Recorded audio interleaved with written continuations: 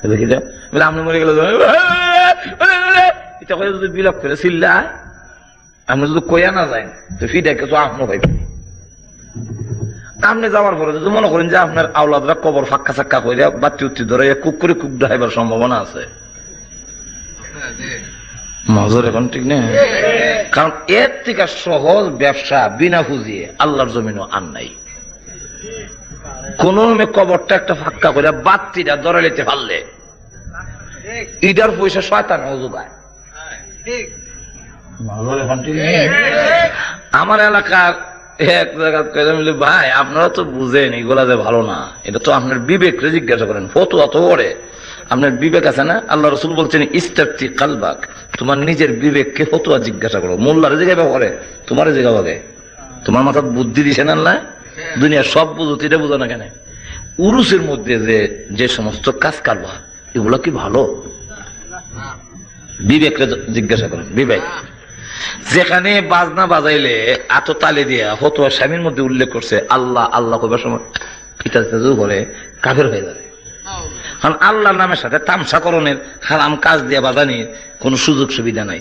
কিন্তু আমরা দেখা যায় সুবহানাল্লাহ আল্লাহ নবীর নাম লইবার সময় বাজনার সুরে একটি কাজে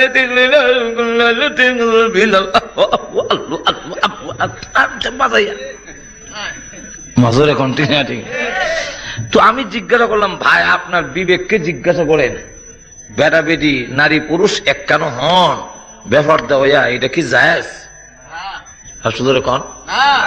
পর্দার সিস্টেম পর্দার বিধান ইসলামে আসেনি, তো এখন পর্দা যে মানলো না এটা কি জায়েজ হইল? আর এখন জায়েজ। এরপরে যে মাথার মধ্যে জট রাখে, মাথার মধ্যে জট রাখন, বেটা বেটির জট রাখন, এটা কি জায়েজ? জায়েজ না। জট হইলে কাটালন কথা বুঝছেন? এর কারণ জটের ভিতরে পানি পৌঁছানি ফরজ। যদি জট থাকে আর পানি না পৌঁছে কিয়ামত পর্যন্ত গোসল করলেও এর নামাজ হইতো না, কারণ এর পাক হইছে না। এর লেগে হেরা বুঝেও গান বানাই লিছে। কইতাম নাকি তা কয় পানির নিচে মোমের বাতি বান বাতাসে নিবে না, পানির নিচে মোমের বাতি বান বাতাসে নিবে না। আরে ফির আউলিয়ারা নামাজ পড়তে উযু গোসল লাগে না। কেল্লা লাগে না, হেতু গোসল হই না, তখন এটা কেমনে করতো? ওই আল্লাহ ঘর লাগে হই না, নজর এখন ঠিক না? ঠিক নাই। তখন ফির আউলিয়ারা নামাজ পড়তে উযু গোসল আস্তাগফিরুল্লাহ। রসুলের লাগছে, সাহাবীর লাগছে। এখন যদি কেউ লাগে না তো শয়তান তো আর দেখা যায় না, বুঝবেন এটাও শয়তান। মাজর এখন ঠিক না? ঠিক না। আচ্ছা জট লাগাইলো যে এটা তো তোমরা বুঝো এটা ভালো না। আমি হ্যাঁ আচ্ছা। এরপরে হইলো বাজনা বাজানি হারাম, সাইদা মাযহাব মতে হারাম, কোন মাযহাব মতে জায়েজ নয়, কোন তরিকায় জায়েজ। একটা তরিকা কও বলে অমুক তরিকায় জায়েজ, কও দেখি সাহস থাকলে, কথা বুঝেন? কোন তরিকায় 120টা তরিকা আছে, এর মধ্যে প্রসিদ্ধ হইল 60 তরিকা। আমি নিজেও চিশতিয়া তরিকায় মরি, তো চিশতিয়া তরিকা গান গাওয়ানোর কোনো ইয়েই নাই, কোনো ডকুমেন্ট নাই, কথা বুঝছেন? কিন্তু মইনুদ্দিন চিশতির নাম দিয়ে বাবা খাজা খাওয়া গাজা, যারা কয় গাজা খাইস না এরার বাড়ি যাইস না, যারা আমরা কয় গাঞ্জা খুর এরার 14 গোষ্ঠী জুতা চোর, বাবা খাজা খাওয়া গাজা। এটা সব খাজা বাবার উপরে কলঙ্ক ছাপাইয়া দেওয়া, খাজা মঈনুদ্দিন চিশতি রাহমাতুল্লাহের উপরে কলঙ্ক ছাপাইয়া দেওয়া, একজন আল্লাহর নবীর উপরে ওলির উপরে আরো বদনাম ছাপাইয়া দিয়া তারা মারিফত। এটার নাম মারিফত নয়, এটার নাম মরবার ফত। আরো জোরে কোন ঠিক নেই। এখন আমরা এটা লই লইছি মারিফত, কয় মারিফত, এটার নাম মারফত। মারফত মারফত না বাপের পথ আল্লাহ জানে, না মরবার পথ মাজর এখন ঠিক না। যাক এখন আমি লাভ নাই, এখন সামনের দিকে যাই। তো দেখা গেল জিজ্ঞাসা করলাম যে বাজনাও বাজাইলো, কারণ বাজনা মানুষকে আল্লাহর দিকে দাবিত করে না, বরং গুনার দিকে দাবিত করে। দেখবেন যতজন নামাজ পড়ে না হেরা আরো একটা বাজনা আছে, কোন গান নাই, ডুকু ডুকু ডুকু ডুকু ডুকু ডুকু ডুকু ডুকু ডুকু ডুকু বাজাইতে জানে কি তাকো, আর দেখি খালি হেন আছে আমি একদিন রাত 2টার সময় গাড়ি থামছি, তো দেখি আমার পাশের বাড়ির এক বাড়ির বিয়ে, তো যুবক ছেলেরা বড় একটা ট্যাপ ফিট করে এটার মাঝে বাজনা দিয়ে আর এরা চতুর্দিকে ঘুরে নাচতেছে। তো আমি গাড়ির থেকে নামি না, ওই দেখলে ভাগল দিয়ে কিতা করে, দেখিও বলি নাচতে নাচতে নাচতে নাচতে এক ছেলে লঙ্গি কুল্লে ভরে গেছে, হইতেই পারে না। তো যেই জিনিস এইভাবে মানুষের আল্লাহ জিকির থেকে গাফিল করে, এই কারণে বাজনা রাসূল নিষেধ করছেন। বাজনা হইল দাজ্জালের মন্ত্র। কার মন্ত্র? দাজ্জালের। আর গানটা হলো জিনার মন্ত্র। আল্লাহ রাসূল গানকে জিনার মন্ত্র বলে আখ্যায়িত করেছেন। এখন গান গায় জিনার মন্ত্র কয়, কেমনে জিনার মন্ত্র, এটা আমি বাস্তব দেখছি। আর গানে যে মানুষ আরো গুনার দিকে ধাবিত হয়, যত প্রেমিক প্রেমিকার সিডি ধরা পড়ে, একটা তো গান ছাড়া নাই, সবচেয়ে গান। মাজর এখন ঠিক নেই। গান হইল দুইজনের মাঝখানে সূত্র করে দেওয়ানের প্রেমের ডুর। এর লেগে এরা কইছে প্রেমের ডুর বান্দরে মদিনার সাথে, শুনছেন না? প্রেমের ডুরি বান্দরে না মদিনার সাথে বলে প্রেমের ডুর বান্ধ, এটা বল কি ডুর। এখন দেখা গেল অসুবিধা হইতেছে নি। এখন দেখা গেল এই যে গান আছে, এটা যে কেমনে আমি আপনারা দেখাই। আমি এক জায়গায় ওয়াজ করতেছি, আমি ওয়াজ শুনলো, এমন পর্দার আলে মেয়ে লোক আছে, পর্দার আলে আমার ঘরে আরেক বেটা উঠছে, উঠতে যখন টান মারছে, সাবধানে তাকিও নারী পর্দার আড়ালে, সাবধানে তাকিও নারী পর্দার আড়ালে। আইরে আবার হাইরে বলে একটু গুতা দেয়, হাইরে হাদিসে আরাম বলছে অন্য দেখিলে। এক মেয়ে লোক আসিল তো কত তো ভালোই গেছিল, পর্দার আড়ালে থাকতো। এক মেয়ে লোক পর্দা টান্দা ফাইরা কয় মোল্লাটা দেখে লই, পর্দা ওইছে না ফাইরে লইছে, ফাইলিল দু। গানের সুরে কইলে এটা হারবই, মাজর এখন ঠিক নেই। হে তখন টান মারবো, হাওয়া করে যাবো। হ্যাঁ যায় শিশির থেকে বিজে মাটি, এখান থেকে আবার ও উঠে, মাজর এখন ঠিক নেই। বিনা বর্ষণে পত্র থেকে হয় গো মিলন, বিনা দর্শনে। আবার আল্লাহরে কইছি, আর কইছে কইলাম বিত্রের মতলব খারাপই, মাজর এখন ঠিক না, ঠিক না। এখন দেখা গেল এটা কইলে পরে মানুষের মাঝে যে একটা সৃষ্টি হয়, এখন ঠিক নেই, যে বাপ সৃষ্টি হয়। তা আমি একদিন ঢাকার থেকে সিলেট যাই, তখন আমি বাসে যাইতাম, তো উঠছি করে দেখি গান দিছে। আমি বললাম ভাই গানটা বন্ধ করেন, ঠিক নাই কোন সময় হইটা মরি, এটা বন্ধ করেন। তখন আরো 99 জন প্যাসেঞ্জার দেন দেন, লং জার্নি, লং জার্নি, লম্বা পথ, বইয়ে থেকে তখন দিব দেন।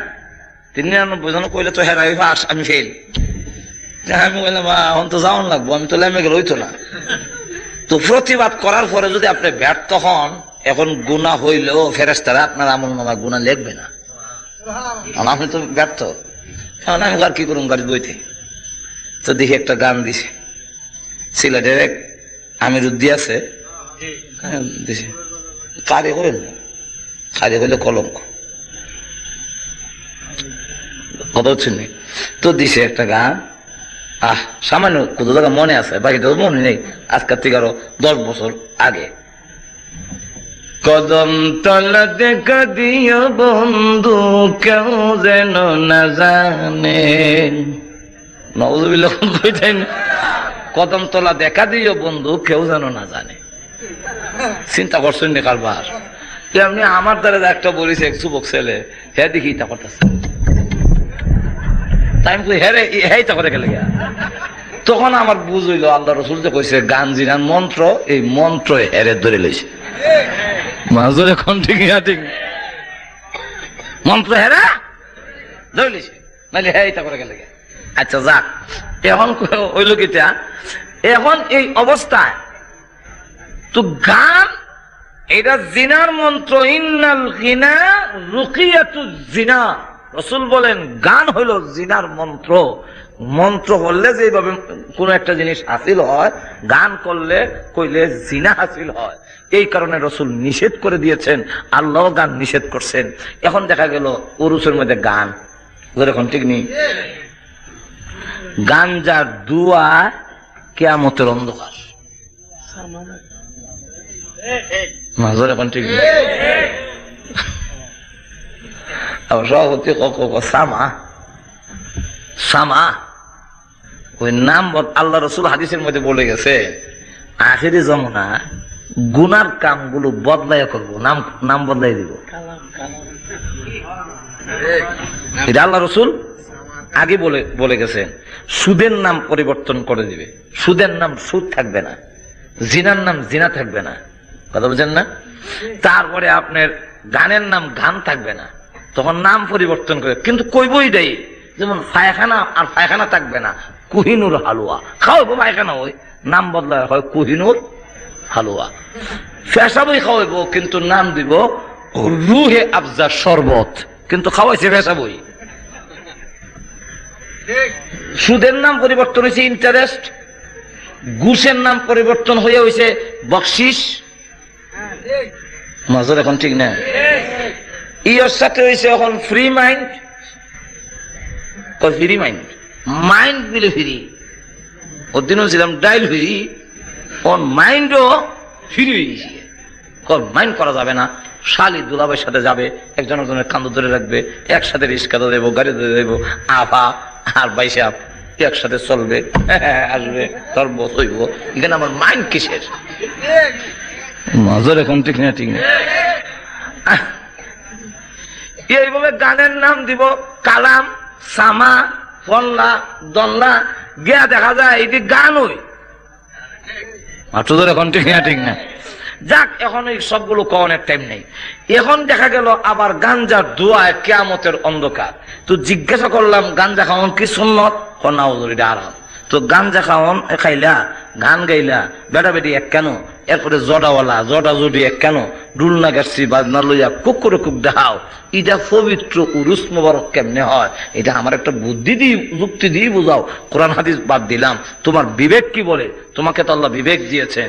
কবজো বুঝি, কিন্তু 6 লাখ টাকার চামড়া ওই বেশি, এটা ছাড়তাম কেমনে? আরে গরু যায়, গরু যে আসে, এই গরু যে জবা হয়, জবার পরে চামড়া বিক্রি হয় না, শুধু 6 লাখ টাকার চামড়া বেচছে আমাদের এলাকার এক ছোটখাটো উরুসের। তো বড় বড় উরুসটির যেখানে বইস যায়, যেখানে উঠ যায়, উঠ ইদি কোটি টাকার চামড়া। এখন না, ঠিক না, ঠিক না। এত বড় লুবের কামটা হুজুর কেমনে ছাড়া দিতাম, এর লেগে বুঝি তারপর কই না। তো এইভাবে যদি জানেন যে আপনি পৃথিবীর থেকে বিদায় হওয়ার পরে এমন কিছু হবে, তা আপনার জন্য ওসিয়ত করে দেওয়ার দরকার, যেন আমি গুনাহ না হই, অংশীদার না হই। জোরে কোন ঠিক না, ঠিক না, আরো জোরে কোন ঠিক না। এই জন্য আসুন, আমি সামনের দিকে বলতেছিলাম, সময় কম, আলোচনা বেশি করেছি না আগে, এই জন্য আসুন সামনের দিকে যাই। হযরত ফাতেমা রাদিয়াল্লাহু আনহা ডাক দিয়া বলেন, স্বামী, এই পৃথিবী থেকে বিদায় হওয়ার পরে আমার তো আর কোনো নিয়ন্ত্রণ থাকবে না, আমার ক্ষমতা থাকবে না। স্বামী, আমার ইন্তেকালের পরে যতগুলো ওসিয়ত করেছিলেন, এর মধ্যে একটা হলো, আমি পৃথিবীর থেকে বিদায় হওয়ার পরে আমাকে কবরস্থ করবার সময় অন্ধকারের সময় করবেন, অন্ধকারে রাত্রির বেলায় করবেন, দিনের বেলায় দাফন করবেন না। কারণ লোকেরা আমার দেহটা কতটুকু লম্বা, কতটুকু মোটা ছিল, এটাও যেন কোনো সাহাবী অনুমান করতে না পারে। চিন্তা করছেন ব্যাপারটা? আর আমরা সোয়াবান্ত জায়গা, খরমপুর মার্কেটটা আছে, খরমপুর জায়গা, এখন ঠিক নেই।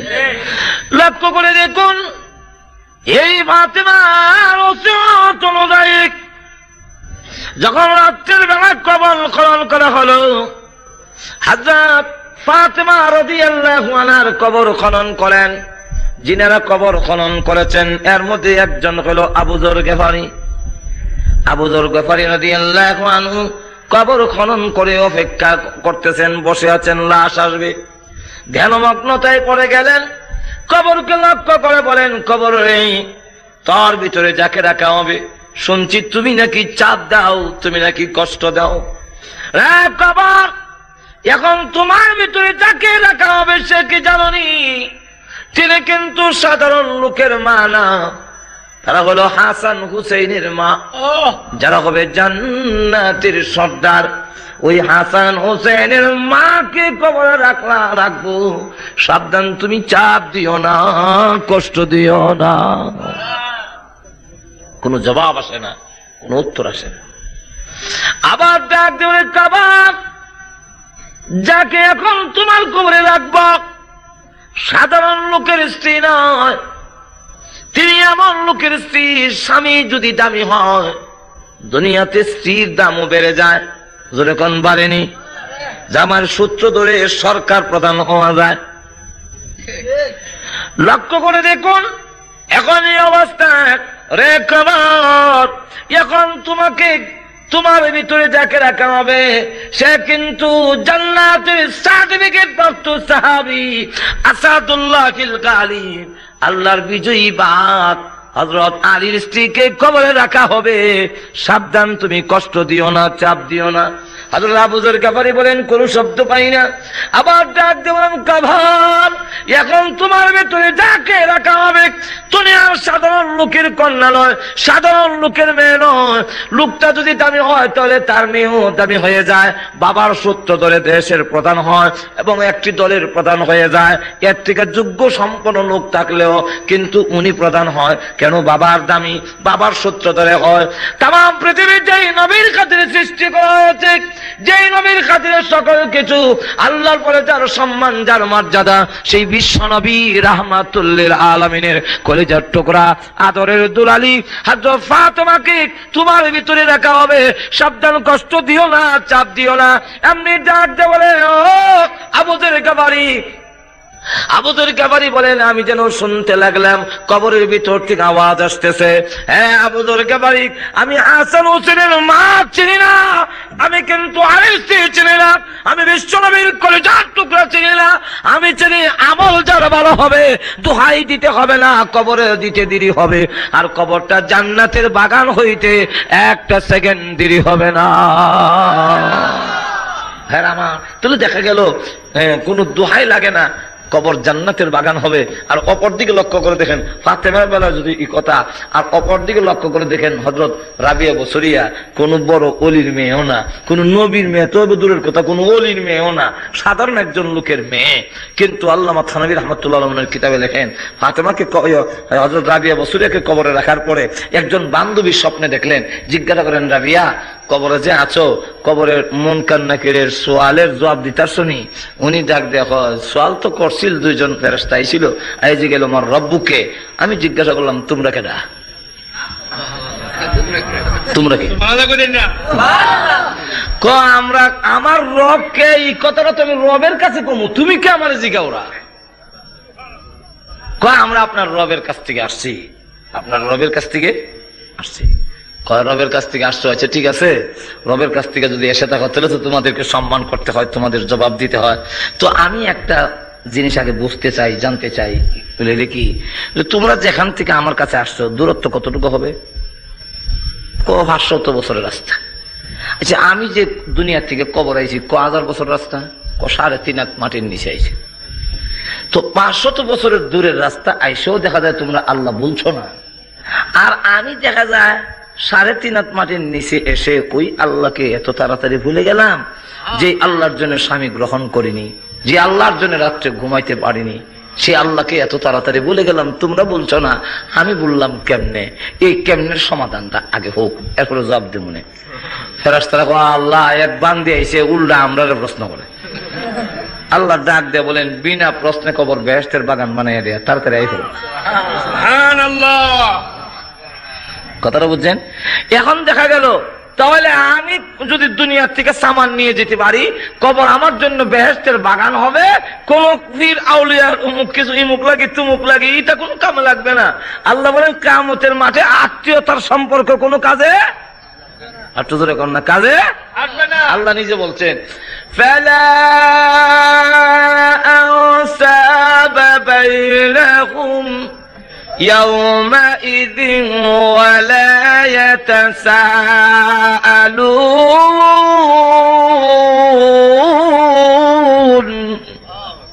ফালা আনসাবা বাইনাহুম, কোন আত্মীয়তার সম্পর্ক ওই দিন কাজে লাগবে না।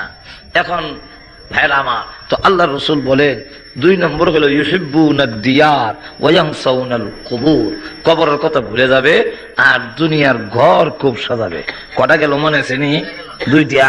3 নম্বর হলো ইউহিব্বুনাল আয়াল ওয়া ইয়ানসাউনাল হুর, পরিবার পরিজনকে মহব্বত করবে কিন্তু বেহেশতের হুর পুরীর কথা ভুলে যাবে।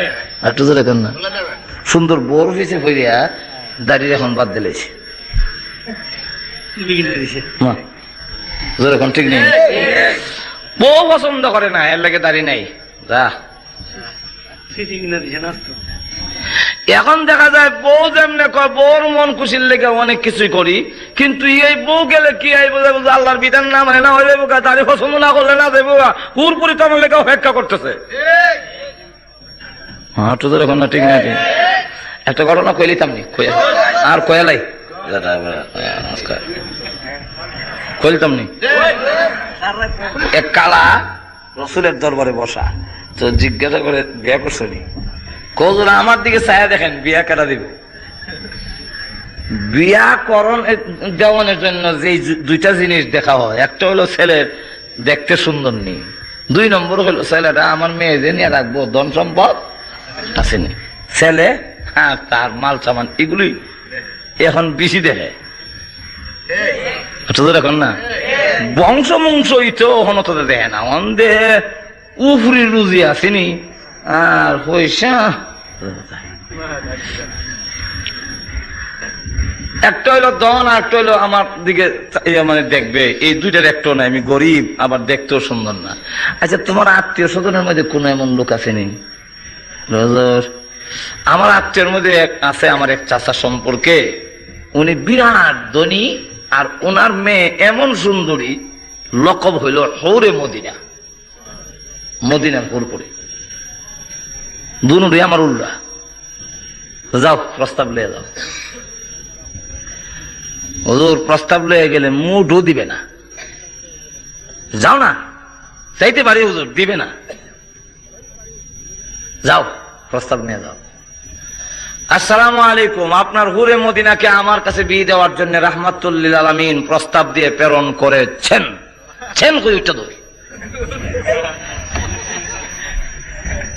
কারণ জানে সেনের হরে যে কিতা করবে। এখন ডাক দেয়া কয় এত বড় স্পর্ধা, ইমন একটা বিশ্রী কুৎসিত একটি ছেলে আমার মেয়ের বিয়ার প্রস্তাব দিলো, আবার ফতের ছেলে, কোনো বাড়ি গন ভালো নাই, জায়গা জমিন নাই, এত বড় দুঃসাহস। আচ্ছা আমি দেখতে চাবো বেড়া তো আর খারো না দেখতো দিকা। পরে যখন ছেলে চলে গেছে আর মেয়ে পর্দার এসে বলে আব্বা এত রাগ হয়েছেন কেন? মা একটি ছেলে দেখতে সুন্দর নয় আবার গরিব, এমন ছেলে তোর বিয়ার প্রস্তাবটা দিল, কই সাহসটা পাইল, এই জন্য রাগে এরম করতেছি। মেয়ে ডাক দিয়ে বলে আব্বা কি বলেছেন? কি বলবো, ছেন করার পরে তো আর খারুছে না, খারুলেন না দেখাইতাম। আব্বা আপনার কি মত, এই ছেলের প্রস্তাবকে আপনি গ্রহণ করবেন? আপনি বলেন এখন সঠিক করে, আমি কিন্তু এখন উপযুক্ত, আমি আমার এজিন দেওয়ার মতো ক্ষমতা আমার আছে। হ্যাঁ আব্বা আপনি যদি রাজি হন, রাজি না হন গো আব্বা শুনে রাখুন, আমি কিন্তু স্বইচ্ছায় নিজে ওই ছেলেকে গ্রহণ করে নিব। মা ওই ছেলে তুই দেখোস না গো মা, ছেলে দেখলে জীবনে তোর পছন্দ হবে না। মাগু ও মা, এই ছেলের বাড়ি ঘর ভালো নাই, তোরে নিয়ে আরামে রাখতে পারবে না। মেয়েটা একজনে আব্বা ছেলে কেমন তা দেখতে চাই না, ধন সম্পদ আছে কিনা তাও জানতে চাই না। এই ছেলে প্রস্তাব দেওয়ার সময় বিশ্বনবী রাহমাতুল লিল আলামিনের নাম উল্লেখ করে দিয়েছেন। যেই নবীর প্রস্তাব প্রত্যাখ্যান করলে কিয়ামতের মাঠে ওই রাসূলের সুপারিশ আমার নসিব হবে না।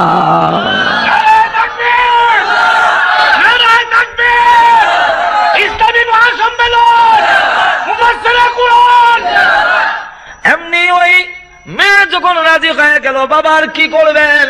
ছেলেকে আবার ডেকে আনলেন। ছেলে, তোমার বিয়ে করার মতো টাকা পয়সা আসেনি, কমাপ চাই। এখন নিজের পক্ষ থেকে টাকা দিয়ে দিলেন, বাজার করো, বিয়ে হবে।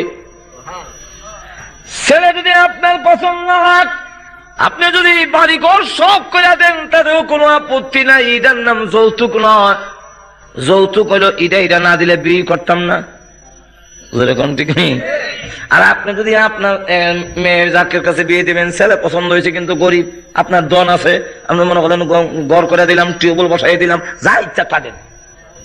এখন ঠিক নেই, টাকা দিলেন, যা বিয়ের বাজার করে আনো, করে মদিনার সঙ্গে বিয়ে হবে। এই কালো সাহাবী মার্কেটের ভিতরে ঢুকলেন, আনন্দের ঢেউ বয়ে যাইতেছে ভিতরে ভিতরে, করে মদিনার স্বামী হব। কিন্তু যেই মাত্র মার্কেটের ভিতরে ঢুকলেন, এমনি শোনেন হযরত বিলাল রাদিয়াল্লাহু আনহু ঘোষণা দিয়ে চলে যাচ্ছে, হাইয়া আলাল জিহাদ, হাইয়া আলাল জিহাদ। মুসলমানরা আর ঘরে বসে থাকতে পারো না, উহুদের ময়দানে দ্বীনের নবীর সন্ধান পাওয়া যায় না। এখন কি করি? মহিলা পর্যন্ত উহুদের ময়দানের দিকে দৌড়ায়, ফাতেমা রাদিয়াল্লাহু আনহা পর্যন্ত উহুদের ময়দানের দিকে দৌড়ায়, ঘর থেকে বের হয়ে গেছে। হাসান হোসেন কইরা, উহুদের ময়দানে তোর নানার সন্ধান পাওয়া যায় না। মহিলারা পর্যন্ত দৌড়ায় উহুদের ময়দানে। ইমরাতে আনসারী একজন মহিলা উহুদের ময়দানের দিকে দৌড়ায়। আরেকজন জিজ্ঞাসা করে, ও মহিলা কোথায় যাও? পাগল নিবেশে আওলা কেছে। মহিলা ডাক দেয়া বলে, উহুদের ময়দানে যাই, গিয়ে লাভ নাই গো, তোমার আব্বা যে যুদ্ধের ময়দানে এসেছিলেন তিনি তো শহীদ হয়ে গেছেন। মহিলা থামে না, আরো দৌড়ায়। আরেকজন জিজ্ঞাসা করে, কোথায় যাও? উহুদের ময়দানে যাই, গিয়ে লাভ নাই, তোমার স্বামী যে এসেছিলেন তিনি তো শহীদ হয়ে গেছেন। মহিলা থামে না, পাগলনির মতো দৌড়ায়। আর একজন জিজ্ঞাসা করে, ও মহিলা কোথায় যাও? পাগল নিবেশে আওলা কেসে, তোমার তো দেখা যায় পাগলনির মতো দৌড়তেছ। উহুদের ময়দানে যাই, গিয়ে লাভ নাই, তোমার ছেলে যে যুদ্ধের ময়দানে এসেছিল তিনিও শহীদ হয়ে গেছে। এমনি ডাক দেওয়া, সাহাবীরা রে, কে শহীদ হইল না হইল সেটা জানতে চাই না, আগে সংবাদ দাও উহুদের ময়দানে দ্বীনের নবী রাহমাতুল লিল আলামিন জিন্দা আছেনি। আল্লাহর রাসূল যদি উহুদের ময়দানে জিন্দা থাকে, স্বামী বাবা সন্তানের ব্যথা দূর হয়ে যাবে। তাদেরকে বলা যায় আশিকের রাসূল। আমরা হলাম জিলাপি কওমি আশিক, খালি মুখের তুতির জোরে পুঁতি বড়। এখন ঠিক নেই, সামনের দিকে যাই না, অসুবিধা হইতেছে, অসুবিধা হইতেছে। এখন ওই সাহাবী কালো সাহাবী ভাবতে লাগলেন, কোনটা করি, উহুদের ময়দানে যাব নাকি হরে মদিনাকে বিয়ে করবো? হরে মদিনাকে যদি বিয়ে করি তাহলে তো উহুদের ময়দানে রাসূলের সন্ধান পাওয়া যায় না। আরে কিয়ামতের কঠিন ময়দানে আশিকের রাসূল হইয়া আল্লাহর দরবারে দাঁড়াতে পারবো না।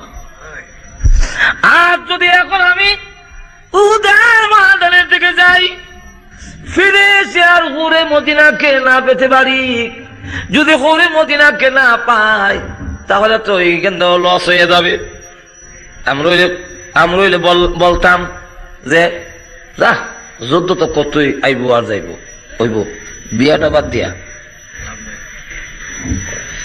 ওই সাহাবী আর দেরি না করে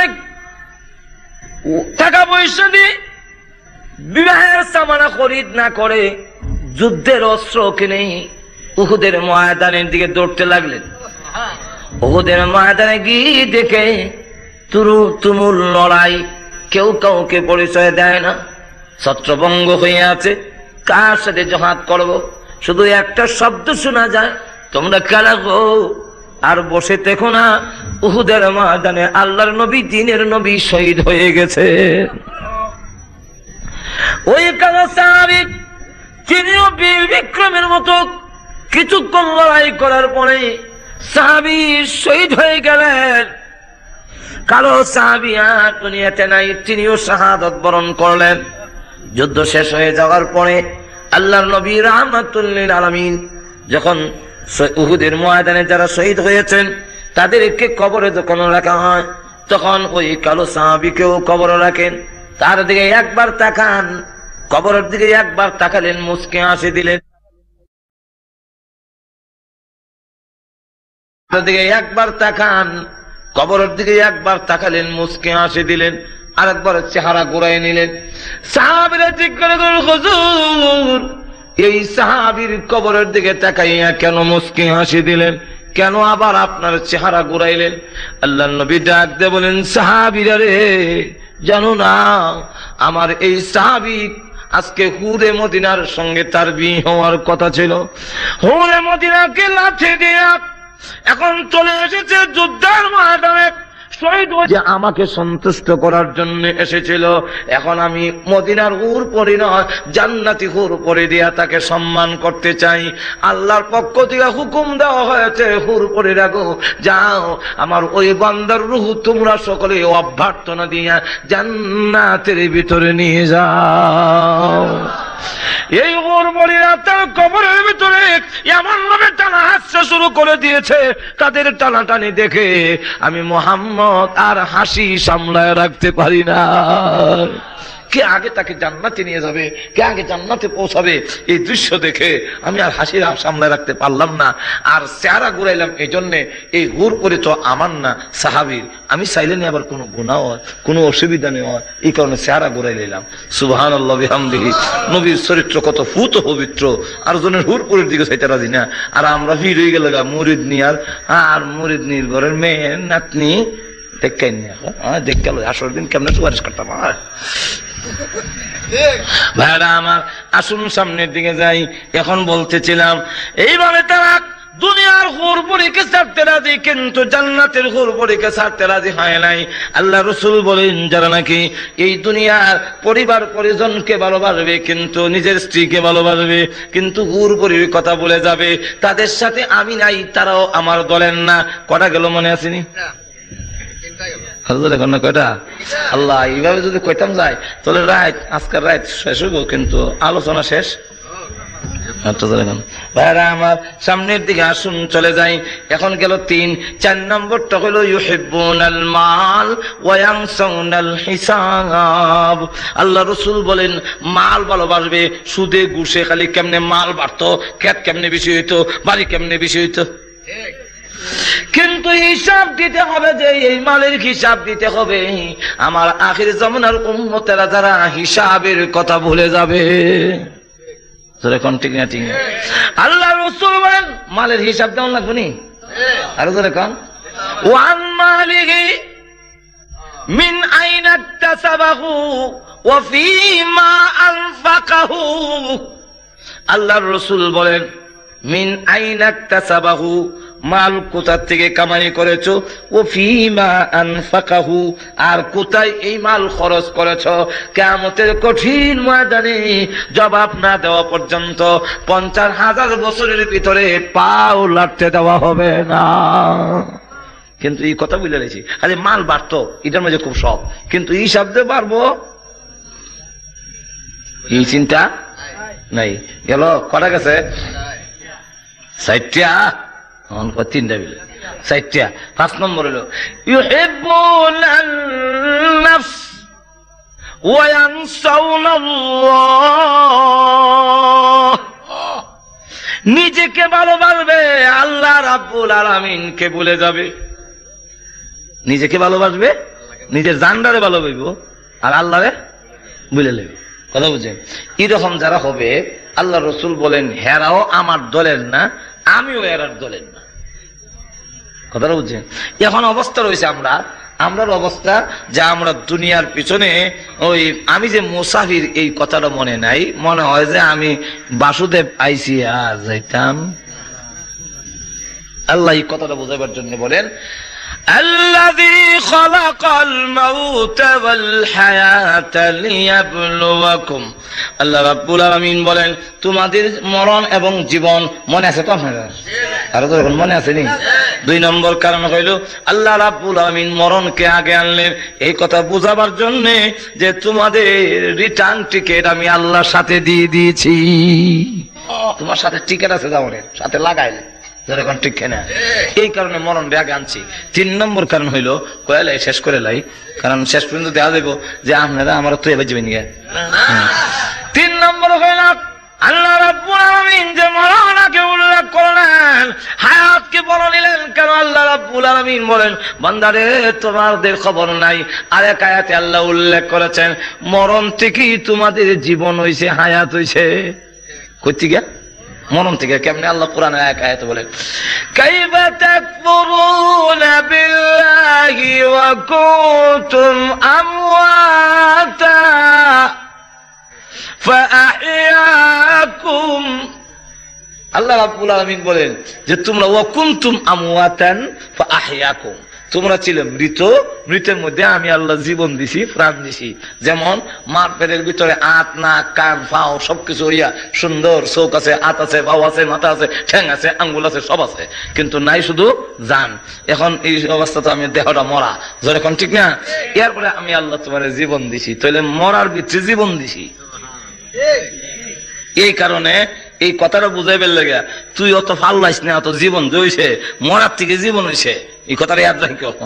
আল্লাহু আকবার। এই কারণে আল্লাহ বলেন আল্লাযী খালাকাল মাউতা ওয়াল হায়াতা। আল্লাহ রাব্বুল আলামিন বলেন তোমাদের মরণের কথাটা আগে উল্লেখ করলাম এই কথাটা বোঝাবার জন্য যে তুমি মরার থেকেই তোমার জীবন লাভ হইছে। না ঠিক না? ঠিক কেন দিলাম মরণ আর জীবন? আল্লাহ বলেন তোমাদের পরীক্ষা করবার লাগিয়া কে আমল সুন্দর সুন্দর আমল করে, কে আমল করা ভালা, কার আমল সুন্দর, আমল করেন না করেন এটা না, কার আমল সুন্দর করে করে এটা দেখবার লাগে, নিষ্ঠার সাথে ইখলাসের সাথে কে আমল করে এটা দেখবার লাগে আমি আল্লাহ তোমাদের জীবন এবং মরণ দিয়েছি। এখন যদি করো, আমল করো, তাও বাধা দিব না, আর না করো তাও বাধা দেওয়া হবে না। রমজান মাসে হোটেলের লাল পর্দার ভিতরে গিয়ে যদি ডালের বড়া খাও আমি বাধা দিতাম না, নামাজের সময় ঘুমায় থাকো বাধা দিতাম না, কোনো অসুবিধা হবে না। আর তুমি মনে মনে ভাববে নামাজ পড়ি না কিতা হইছেতে, রোজা রাখি না কিতা হইছেতে, খাইছি তো ডালের বড়া, ডালের বড়া খাইছি কি দিছে, কোনো পেটের অসুখ হয়েছে না, আমার ইয়ে হয়েছে, গলার পাইপ বন্ধ হয়েছে না, পেশাবের রাস্তা বন্ধ হয়েছে, সব তো ঠিক আছে, কিতে হয়েছে? তুমি রোজা রাখছো, তোমার কিতে হয়েছে, আর আমি না রাখছি রে কিতে হয়েছে। মাজর এখন ঠিক না? ঠিক না, কিতা হয়েছে না। কারণ হইলো না হওয়ার কারণ পরীক্ষার হলে, পরীক্ষার হলের ভিতরে এক ছাত্র লেখতেছে 5 আর 7 মিললে হয় 15 হয়েছে তো হয়েছে নি, 15 লেখতে স্যার বইয়া দেখতেছে 15 লেখছে, মুসকে আসে, খুশি, এই ভুল লেখছে যে খুশি। তো স্যার কাগজ শেষ হয়ে গেছে, এই আরে কাগজ আইন না দে, 5 আর 7 আরো 15 লেখতো। মাঝে এখন ঠিক নেই, আরো ভুল লেখবার লাগে, কাগজ আইন না দে, স্যার কলম নাই, এই কলম দে, স্যার কালি নাই, এই কালি আইন না দে, স্যার পানি পিপাসা ধরছে, এই পানি আইন না দে, স্যার ফেরটা জানে কিতা করতেছে, এই ট্যাবলেট আইন না দে। যাবতীয় সুবিধা তারে দেওয়া হইলো। আর একটা ভালো ছাত্র কাছে থেকে সিমডি দেয়, এর কারণ হইলো জোরে তার কম যায় না, সিমডি দিয়ে ইশারা দেয়, ওই বেটা 5 আর 7 মন্ডলে অস্কিতা মন্ডল মন্ডল অস্কারে করলে কি তুই সেতে তোরা যেমন কাগজ দিয়েছে আমার কাগজ দিয়েছে, তোরা যেমন কলম দিছে আমার কলম দিছে, তোরা যেমন পানি দিছে আমার পানি দিছে, তোরা যেমন ট্যাবলেট এনে দেয় আমার ট্যাবলেট, আমার কিতা হয়েছে, কিতা হয়েছে ভুল লেখছি। তখন ডাক দেয়া হয় কিতা হয়েছে, রেজাল্ট আউট হইলে বুঝবা কিতা হইছে। মাজর এখন ঠিক না? ঠিক না? যারা আল্লাহর হুকুম মানে না, সুদ খায়, ঘুষ খায়, নামাজ পড়ে না, রোজা রাখে না, বেপরদা চলে, আরো কয় কিতা হইছে, এরারও কোন দরকার কিতা হইছে, কিয়ামতের মাঠে রেজাল্ট আউট হইলে বুঝবা কিতা হইছে। আরো ধরে কোন ঠিক না ঠিক না। আল্লাহ রাব্বুল আলামিন শেষে বলেন, আয়াতের শেষের অংশে, ওয়াহুয়াল আজিজুল গাফুর।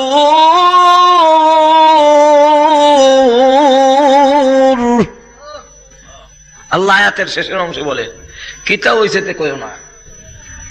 যারা আল্লাহর বিধান মানে না তাদের কাছ থেকে বদলা গ্রহণ করার মতো ক্ষমতা আল্লাহর আছে না?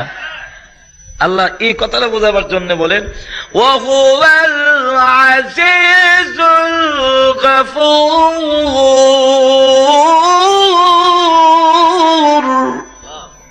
যারা নাকি আল্লাহর বিধান মানে না তাদের কাছ থেকে বদলা গ্রহণ করার মতো তিনি পরাক্রমশালী।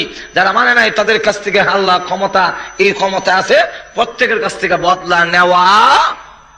আচ্ছা, যখন বদলা নেওয়া হবে না, আরো যখন হবে না, ওই দিন বুঝবা কিতা হইছে। তখন কইবা এখন আর কাললে কাজ হবে না। ওই দিন দেখবা আল্লাহ রাব্বুল আলামিনের সামনে যেদিন দাঁড়াবে, ওই দিন সকলে আল্লাহ রাব্বুল আলামিন নিচে ডাক দিয়ে বলবেন, আজকের এই দিনে বলো দেখি আজকের রাজত্ব কার, কিতা হইছে তে কদিন কা দেখি কথা কা সুসারা নাই। আজকের রাজত্ব কার, লিমানিল মুলকুল ইয়াউম, কেউ জবাব দিবে না, চুসারা নাই। আল্লাহ আবার ডাক দিয়ে বলে সব সারিবদ্ধভাবে দাঁড়াও, আমার অনুমতি ছাড়া কেউ কথা বলার অধিকার নাই। সব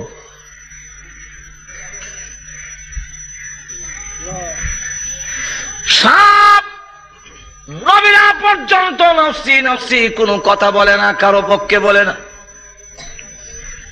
আমাদের নবী পর্যন্ত কিয়ামতের কঠিন ময়দানে তখন এই কথা বলবেন না, সবির আলী কবির আলী দবির আলী আল্লাহ মাফ করে দাও, এটা করো এটা করো।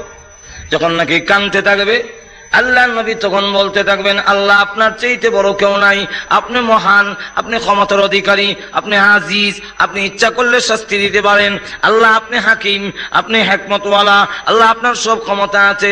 এইভাবে যখন বলতে থাকবে আল্লাহ রাসূলের প্রশংসা শুনে আল্লাহ রাব্বুল আলামিনের রাগ কমবে। এমনি আল্লাহ ডাক দিয়ে বলবেন, নবী আমার আপনি আর এইভাবে কান্নেন না, মাথা উঠান গো, আমি আল্লাহ সর্বপ্রথম কথা বলার জন্য আপনাকে অনুমতি দিয়েছি, আপনাকে অনুমতি দিলাম, এবার আপনি কথা বলতে পারেন। রাসূল এরপরে কথা বলবেন, সুপারিশ করবেন। আল্লাহ বলেন এর আগে আমার সামনে কেউ কথা বলার মতো ক্ষমতা, ফেরেশতারা পর্যন্ত দাঁড়াইছে।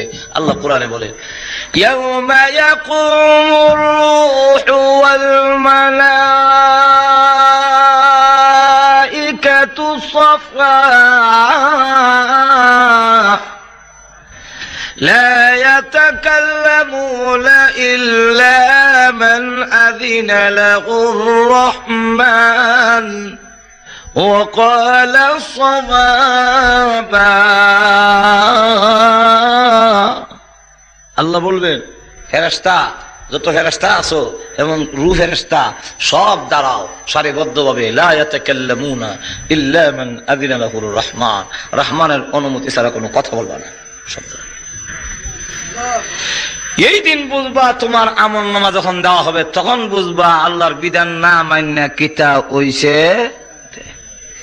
আবার বলে তোমরা ঘাবড়ায় যাও না, আল্লাহ বলেন ওয়াহুয়াল আজিজুল গাফুর।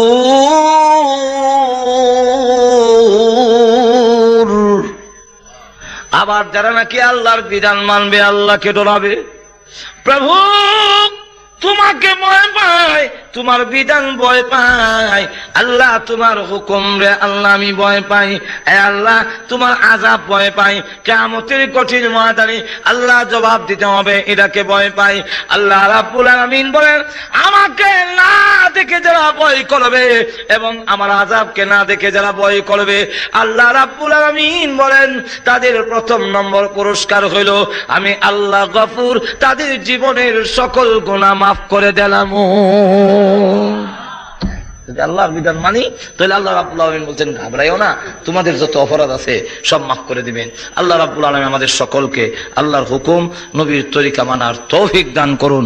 সকলে বলেন আমিন, আরো জোরে বলেন আমিন। ওয়া আখিরু দাওয়ানা আলহামদুলিল্লাহি রাব্বিল আলামিন।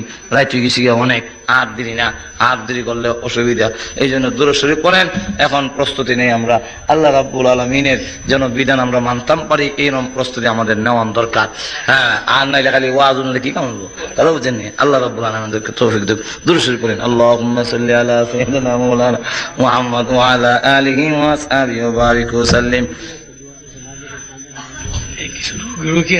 ইনশাআল্লাহ সবাই লেগে দেবে ইনশাআল্লাহ। سيدنا مولانا محمد وعلى آله وصحبه وبارك وسلم. أستغفر الله ربي من كل ذنب وأتوب إليه. لا حول ولا قوة إلا بالله العلي العظيم. الله لا إله إلا الله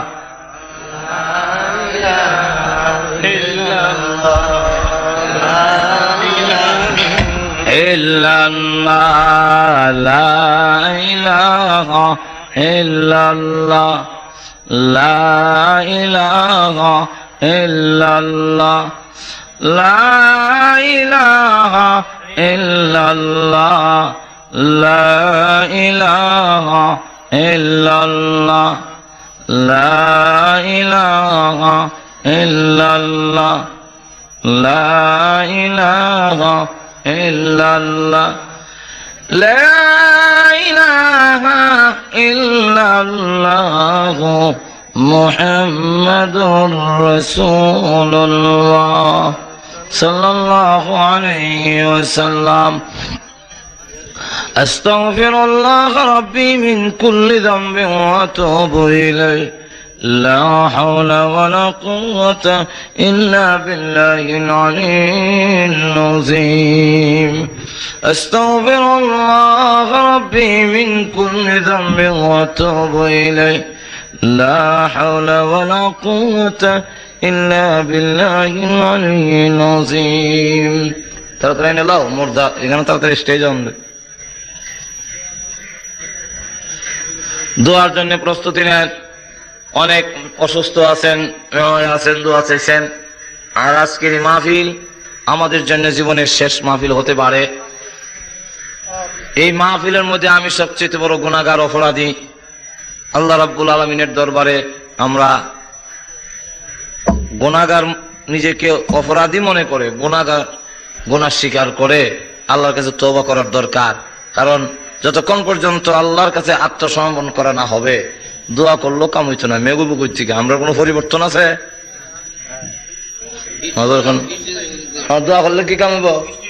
বিষ্ণু তো করতাম, এটি কইতাছি দোয়া করতাম, কিন্তু দোয়া করলে কি কাম হইব? দোয়া কবুল হইতো না তো। এর কারণ আমরার মধ্যে কোনো পরিবর্তন নাই। মাজুর এখন ঠিক না। এই যে মনে হয় না কোন সময় কোন গজব হয়, এই কারণে কি আপনারা মনে করেন চার দোকানের টেলিভিশনটি বন্ধ হয়েছে? হ্যাঁ, আরো বাড়ছে। হুজুর এখন ঠিক না। যারা নামাজ পড়তো না এরা কি নামাজি হয়েছে? যারা আল্লাহর হুকুম মানতো না এরা কি বেপর্দা, যারা আছে এরা কি পর্দা তাইছে? তা আল্লাহর কি টেরা লাগছে আমরা এরকম টাইম মতো মেঘ দিবার লেগে?